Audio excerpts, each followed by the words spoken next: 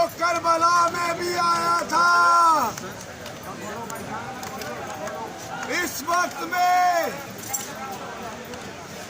Karbala के 71 शहीदों को मौला इमाम हुसैन उठा चुके। मौला इमाम हुसैन उठा चुके 71 शहदा को। तमाम शहदा को बड़ी मुश्किल से लाए। इनमें एक शहीद ऐसे थे जिनकी वजह से उनकी बेनाई को असर हुआ। वो पुकारते रहे अली अकबर, अली अकबर कहाँ हो, अली अकबर कहाँ हो।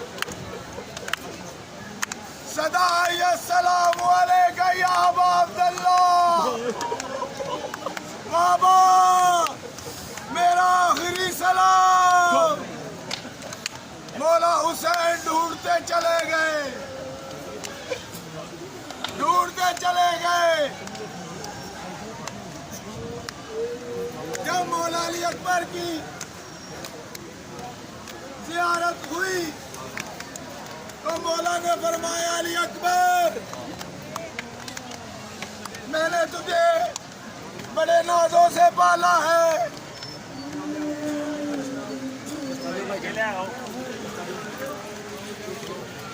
जब वक्त आहिर आया, इमाम हुसैन अकेले रह गए, इमाम अकेले रह गए। इमाम को शहीद कर दिया गया। फिर यूं हुआ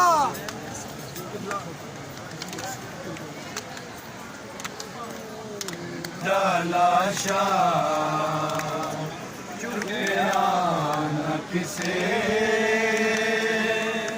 शबीर दलाशा चुगया न किसे शबीर दलाशा चुगया न किसे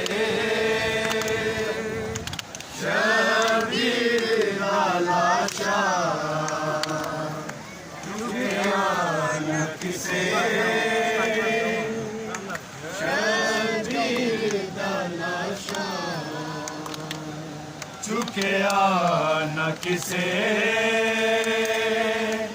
शबीर दलाशा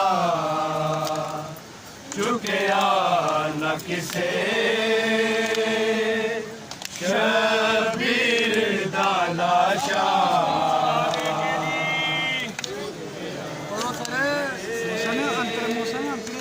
शबीर दलाशा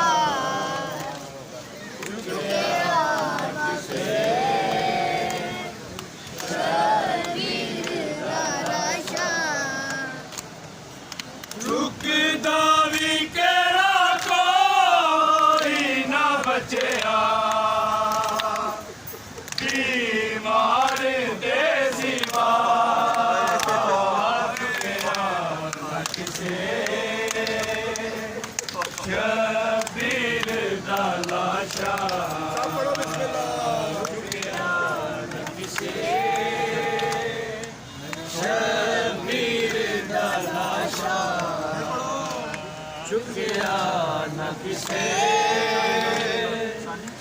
शबीर दलाशा झुक दावी के कोई ना बचया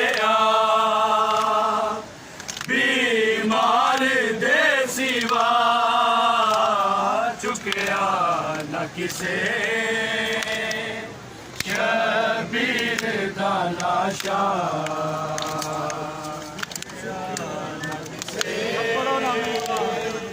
शबीर दलाशा न किसे शबीर दलाशा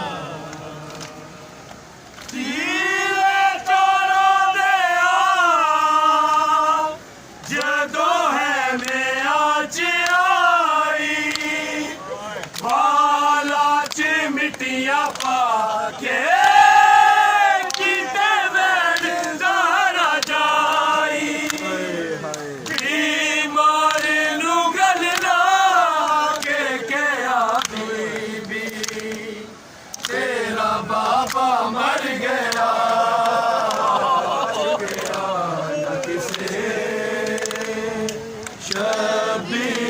ਦਾ ਲਾਸ਼ਾ ਚੁੱਕਿਆ ਨਾ ਕਿਸੇ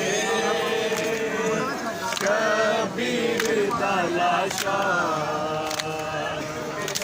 ਨਾ ਕਿਸੇ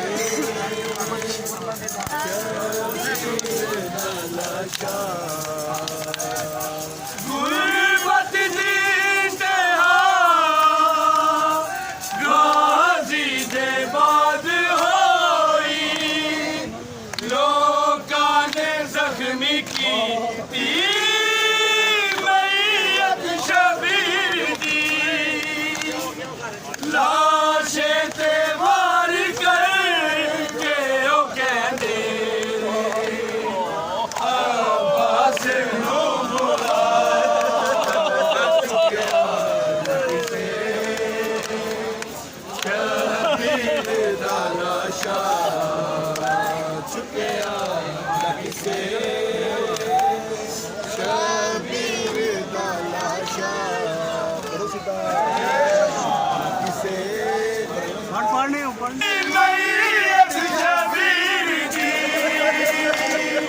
ਲਾਸ਼ੇ ਤੇ ਵਾਰ ਕਰਕੇ ਉਹ ਕਹਿੰਦੇ ਰੇ ਆਵਾਜ਼ ਨੂੰ ਬੁਲਾ ਚੁੱਕਿਆ ਨਾ ਕਿਸੇ ਸ਼ਬੀਰ ਦਾ ਲਾਸ਼ਾ ਚੁੱਕਿਆ ਨਾ ਕਿਸੇ ਸ਼ਬੀਰ ਦਾ ਲਾਸ਼ਾ